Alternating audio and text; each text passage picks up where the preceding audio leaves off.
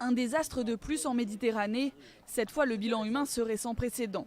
Les survivants ont débarqué mardi sur les côtes italiennes et ont raconté l'horreur. 400 migrants auraient disparu en mer dimanche dans un naufrage. Les gardes-côtes italiens avaient annoncé lundi avoir sauvé 144 personnes et récupéré 9 corps après la perte d'une embarcation. Les premiers éléments de l'enquête laissent penser que le bateau a chaviré sous l'effet du mouvement des passagers quand ils ont aperçu les secours. Sur le sol italien, les habitants reconnaissent être débordés par le flot de migrants. Nous demandons au gouvernement italien de nous aider à faire face à ces arrivées de migrants, non pas parce que nous sommes racistes, mais parce que nous n'avons pas les infrastructures nécessaires et nous n'avons pas les moyens d'aider ces gens qui viennent ici. Nous demandons également à l'Union européenne de nous aider à régler ce problème. Le maire de Corigliano, Calabro, ne peut pas faire face à ce problème tout seul.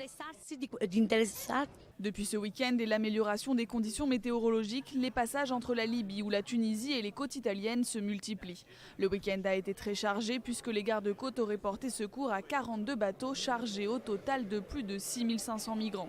Face à la colère des organisations humanitaires, les responsables de l'Union européenne enchaînent les déclarations et promettent des actes. En France, à la sortie du Conseil des ministres à l'Elysée, le ministre de l'Intérieur Bernard Cazeneuve a dénoncé les réseaux d'immigration clandestine. Il faut impérativement qu'il y ait une politique à l'échelle de l'Union européenne qui soit mise en place de démantèlement des filières de l'immigration irrégulière, organiser ces filières par des véritables acteurs de la traite des êtres humains qui prélèvent un impôt sur la mort sur des migrants vulnérables au titre d'un trafic abject les conduisant directement vers la mort. Ce nouveau drame porte à plus de 900 le nombre de morts enregistrés depuis le début de l'année, contre 47 pendant la même période en 2014.